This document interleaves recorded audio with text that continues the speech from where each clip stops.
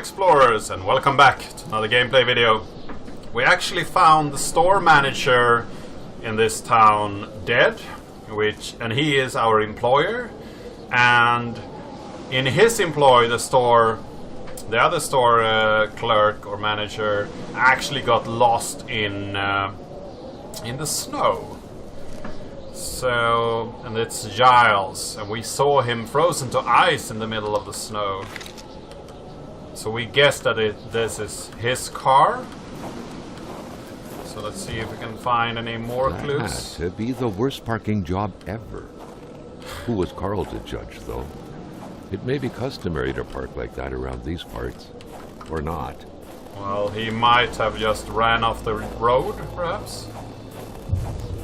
So let's go back to the general store and get into the car. So what's next now? Now that we have found Giles, I wonder.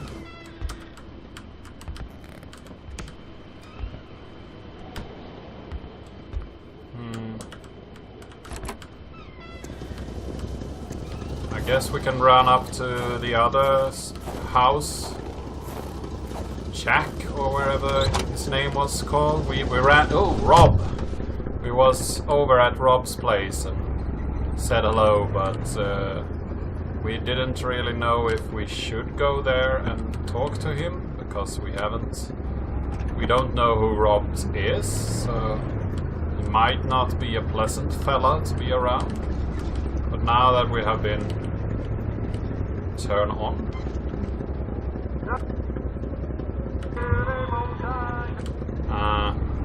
if we want some distraction, we can listen to the local radio, I guess. Oh, let's sauntily run over to Rob's place and see if he is at home. Knock on his door. Yeah. He might know something that we don't. Now we have a lot of supplies, at least. Oh. Didn't see this one before, I guess. Because this is not Rob's place, if I remember correctly. This is somebody else's place. Rob was on the right, I believe, so we drove past this place earlier. So who's this place?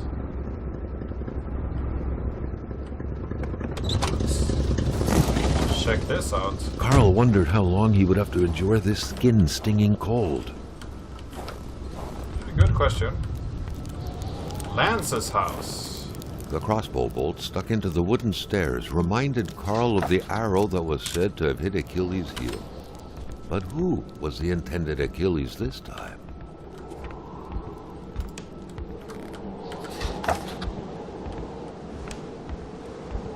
So, who's home?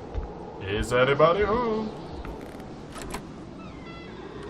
Nope. The air was freezing, right down to the bone. Carl felt a cool, tingling sensation in his back. Another vision took over him.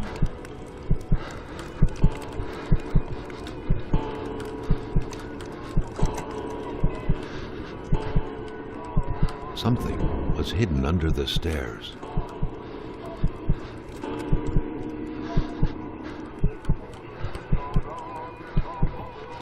So what are we supposed to do now?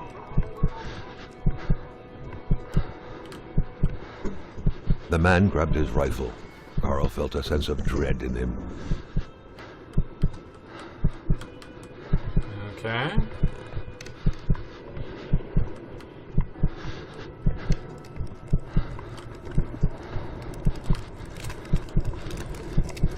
Perhaps their spousal relationship had been cooling down lately.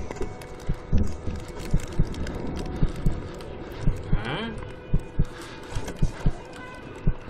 It seemed like secrecy was commonplace in this house.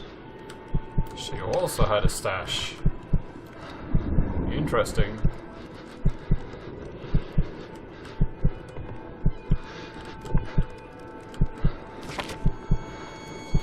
The vision's veil was lifted. and he was back to reality. A reality in which Giselle, Jill's loving spouse, was motionless, frozen in ice. Okay. Giselle's diary, page 1. September.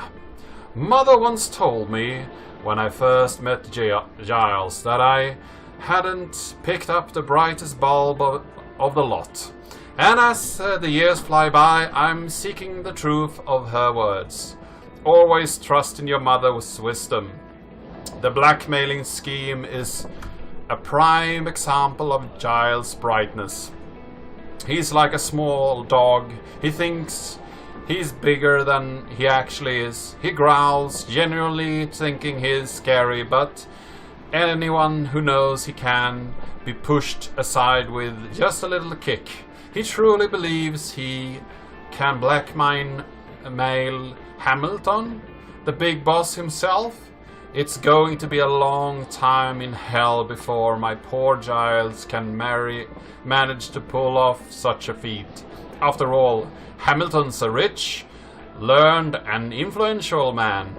Not only is that blackmailing idea bad to begin with, let's be honest, Giles is a way out of his league, but Giles doesn't even know how he's actually going to carry this out. I don't even think he ever would.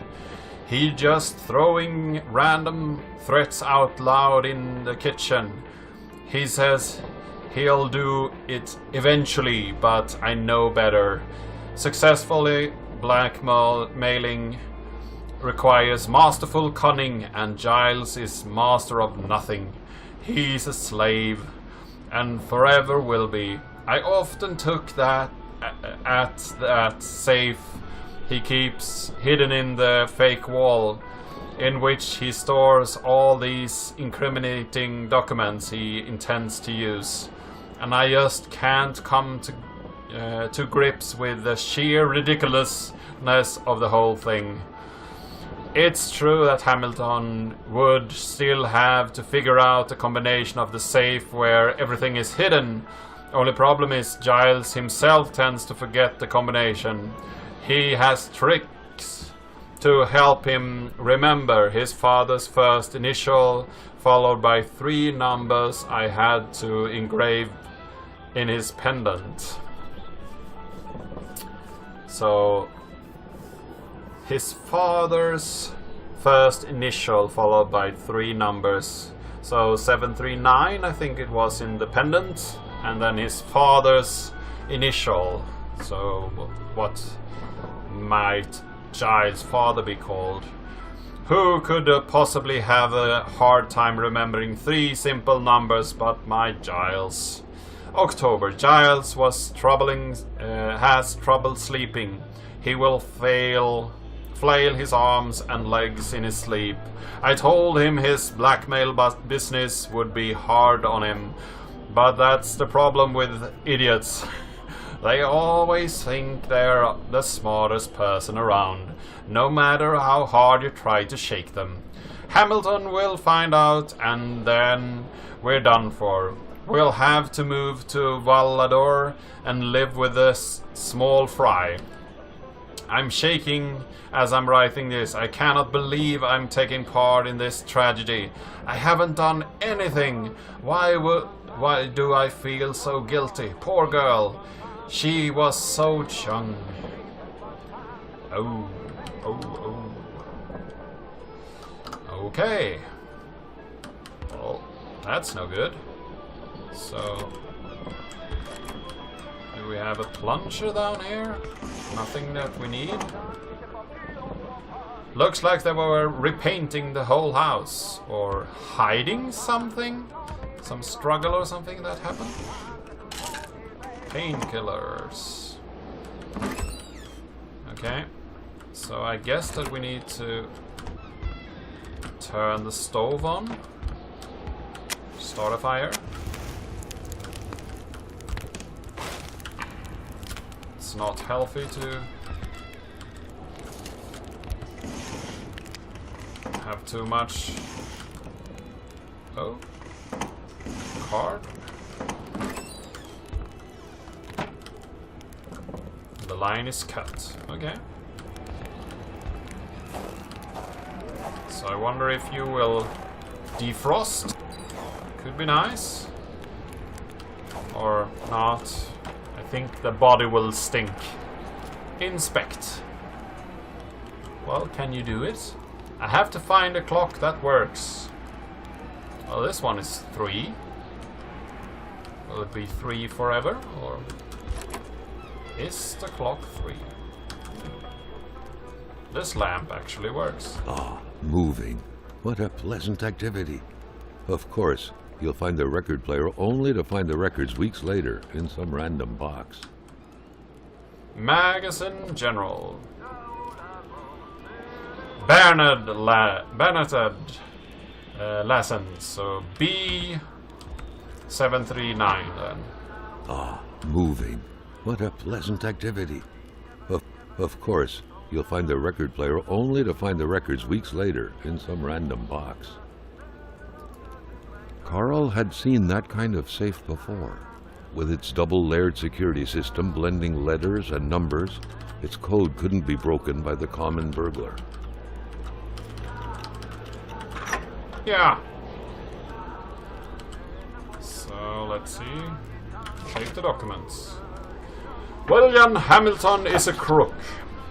He has been blackmailing everyone in the village, myself included, like the infamous Sarpathin Polander. In this document is proof of every bribe paid by Hamilton to the federal authorities in regard to the acquisition of his damn mine.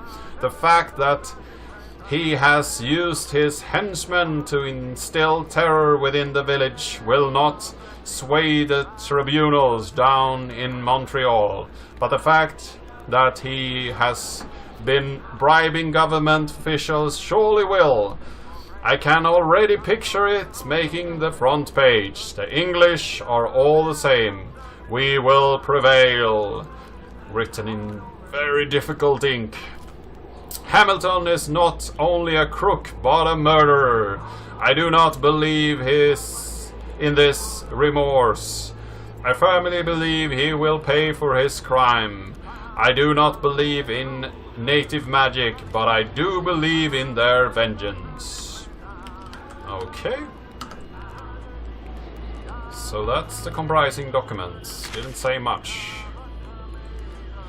The general store, along with several more infrastructures in the area, had been acquired by wealthy industrialist William J. Hamilton. Perhaps the village should be rechristened Hamiltown. Okay, so founded by Bernard Lachance. So his father owned the general store. More than 20 years ago, the general store, better known as Cheese Lachance, is one of the Manastan's economic mainstays. Since the passing of its aged owner, however, the business wasn't as blooming as it once was. Giles Lachance, inheritor of the humble establishment, had no choice but to sell everything to William Hamilton, the rich and famous businessman who sparked the major controversy last year when he announced the reopening and expansion of his copper mine. As of now, operations at the general store are expected to remain unchanged despite the change of hands. Giles Lachance still helms the register. Okay. Shut up. And What yes. a mess. Clearly, there was some major revamping work underway here. The place looked barely habitable. Full of Harlequin novels. Beautiful portrait of Gilles and Giselle, bound together by the chains of conventional love. Okay. Still works. A nice white coating would restore the room to its charm of olden days. Many boxes scattered about. Carl didn't need to summon his detective training to quickly figure that the Lachances had just moved in. So they changed house? Ah. Did we light anything else up here? Oh, we can open this now. Good. Polaroid film. Yeah, that can come in handy. We are taking pictures like crazy. Or not.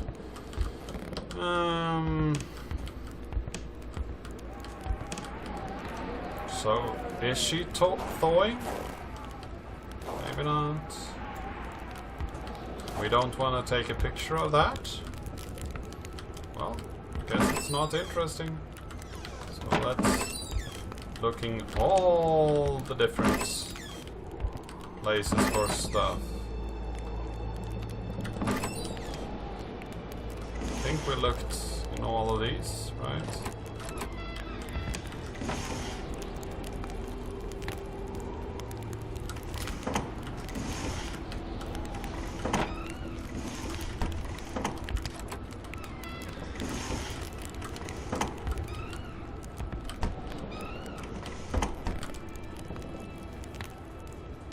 Yep.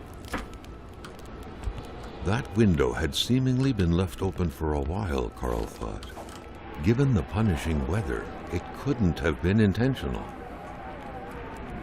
So can we close it? I wonder. Can we get around the back?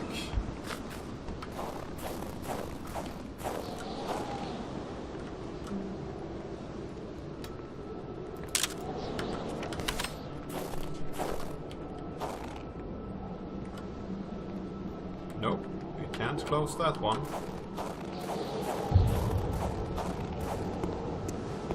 So anything down here? I wonder.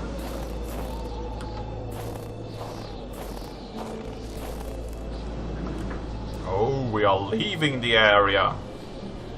Interesting.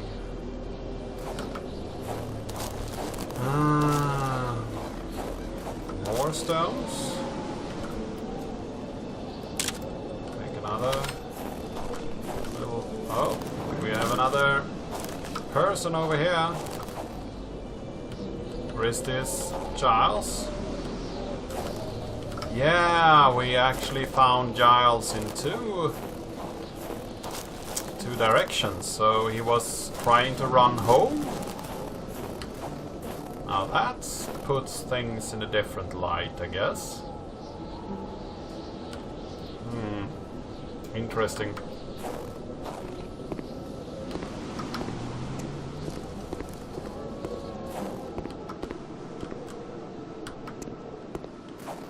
So, is there a sound over here?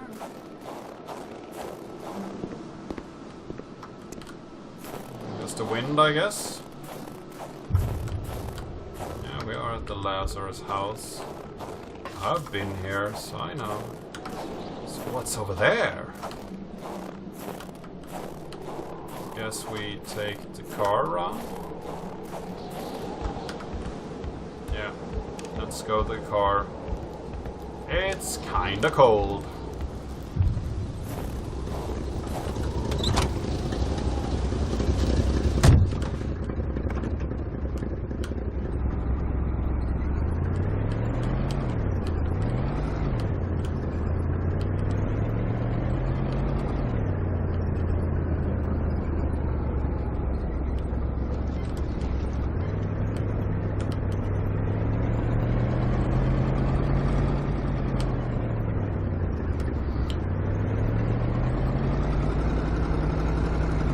Seeing much.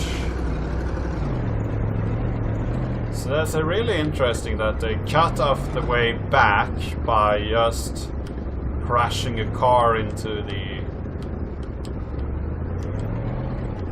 little bridge that we passed. So yeah, that's an interesting way to make a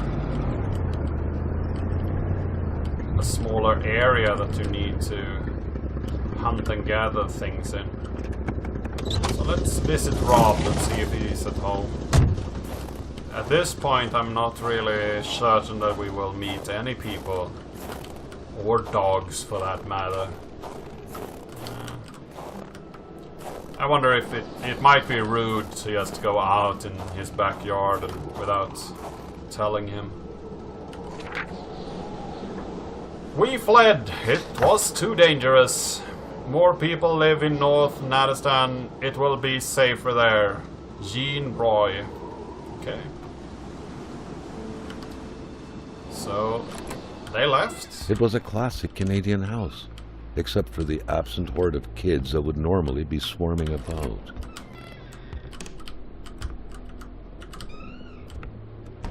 Okay. So let's start a fire. Matthew had yet to add murder to his curriculum. He was found to be fond of the new experiences, especially the most thrilling ones, and taking the life of flesh and bone individually. How the night before was still able to think, dream, fantasize, calculate, read, held the promise of exhilarating sensations. Like Rashnikov, it wasn't about axing an old Jewish hag to pieces to test some lunatic theory. Not at all. Matthew just wanted to know how it felt. It seemed so simple, horribly simple. He didn't have any particular victim in mind. Like most people, his desires ran quietly, wildly, so he could only have a vague idea of them in mind. He pondered using a rifle or a knife, assassinating a young girl or an old man. He tried to focus on practicality. His victim would have to be defenseless. Bodybuilding wasn't exactly Matthew's strong suit. He would have to act spontaneously, but not too much.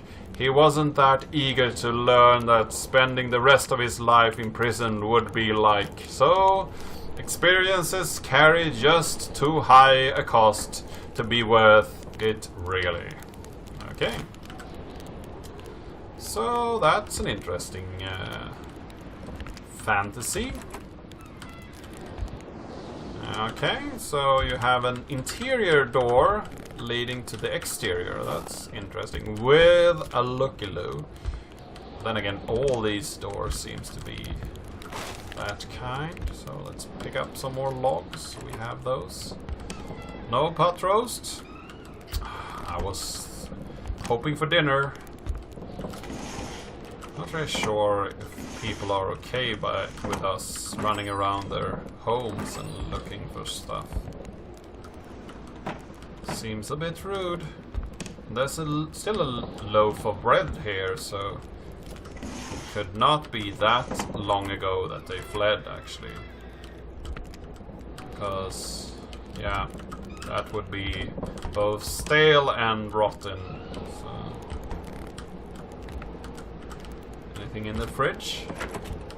And loads of things. So they really fled in a hurry. Still no connection. And the pantry too? Something's fishy here. It's too normal. Eerily normal, I must say. The plates are all in order.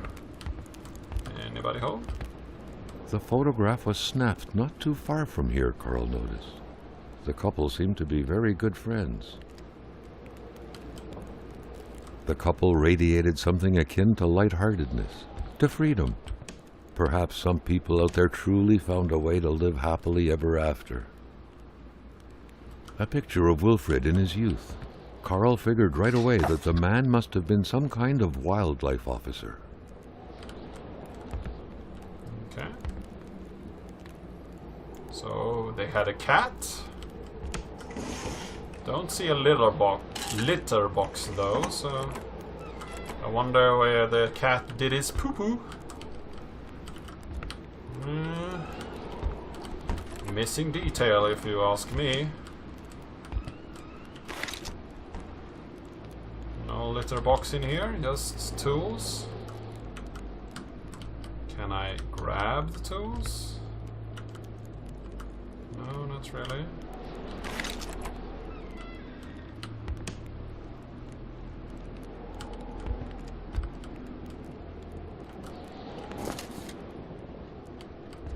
Ammo box. Okay, so I get ammo now. This is not boding well.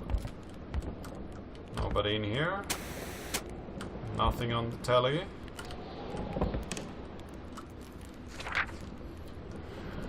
Fantasy page 3. I think we'll take Fantasy part 2. Oh, that's Fantasy part 4. I need the second page. Where is it? Can't read this story out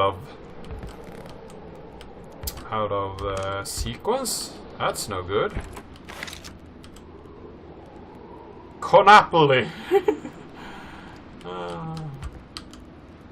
Konapoli, you win if you pass go. Okay.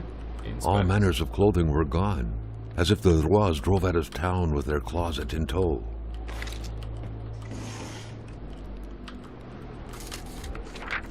So here's the fantasy number 2. It was around that time that Matthew met Beatrice of the mediocre beauty at best. So mediocre beauty at best. The girl with her distinctive features, she covered it with large pox like freckles, Jew nose, oily forehead, tired but vibrant eyes, shaded red hair, slender as a child body, crimply laugh, you name it. It was the very image of innocence. That happened to be precisely the kind of victim Matthew was picturing in his mind, though. One night he was contemplating the ceiling from his bed. He swore to himself again and again, I'll kill her. His dreams were later filled with images of the imminent crime, and he had come up with a simple enough plan. One fine evening he would visit her place to become familiar with the area's intricacies and feel closer to the impending murder, to slowly dig into the Beatrice's thoughts, desires, dreams, and abilities. This way he would be able to get a concrete sense of what his sinister deed would be stripping away from the very fabric of life. The whole thing would be take 2 days, a week at most. So I can't read the next page by just going through it. So let's go to the documents and see here. Novel page 2, 4, 3. The first time he met Beatrice, however, she unexpectedly revealed her troubled origins to Matthew. She was adopted at the age of 4, and recalling her former life still gave her a hard time. She played the piano in so graceful manner that people often thought she may be the natural offspring of a musical virtuoso. She always cried before falling to sleep, torn from the inside by dreadful pain she couldn't explain. She confided in him so profoundly that Matthew couldn't get enough, coming back every night to learn every single thing of that, what would come of that delicate mouth after pulling one last breath out of it.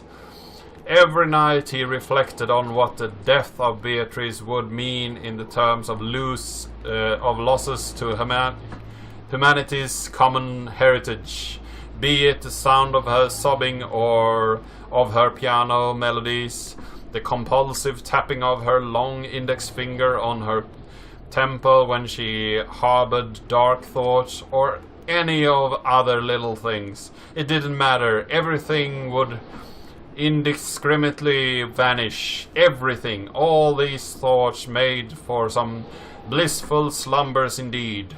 Then days became weeks, and before he knew it, it was Matthew's turn to throw his secrets out at her. His hopes, his cries of despair, as if throwing coins in a wishing well. She'd be dead by the end of the month, he promised himself. Okay. And let's read the last one. 4. A murderer's diary. Carl's detective training compelled him to write some excerpts down.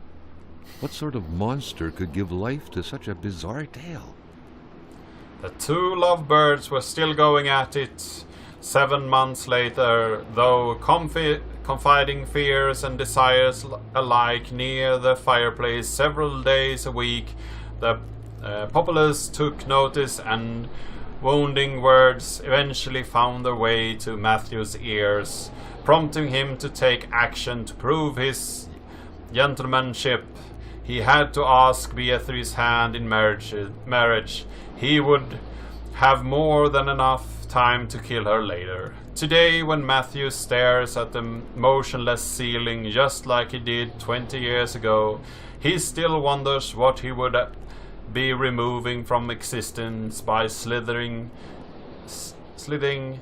Beatrice's throat, what he would be depriving his children of. Then, as if soothed by his fantasy, he gently drifts off, smiling the night away. That's a bit of a weirdo. So, I think I will take a little break here. I hope that you liked this video. I surely like this game so far, and I really hope to see you in the next one.